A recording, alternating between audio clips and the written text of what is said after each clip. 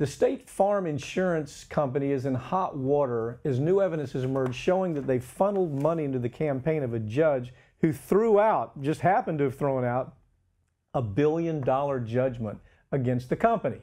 So what they do, Peter, they start pumping more than $4 million into a campaign on PR to try to change all this.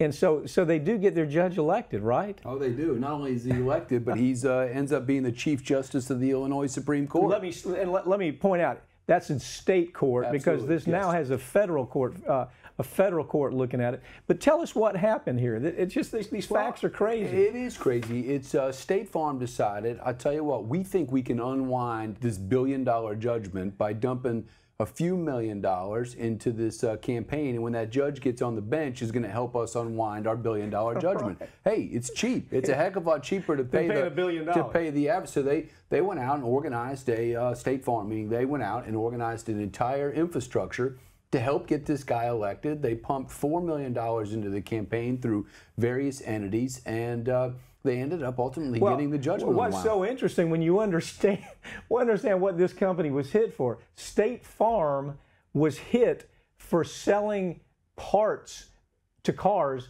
that were substandard parts. In other words, they would say to a body shop, they'd have these scams with body shops, and the body shop would take a part that should have cost $100, but it cost $50 because it wasn't the right part. It was a substandard part, and so they caught them doing this.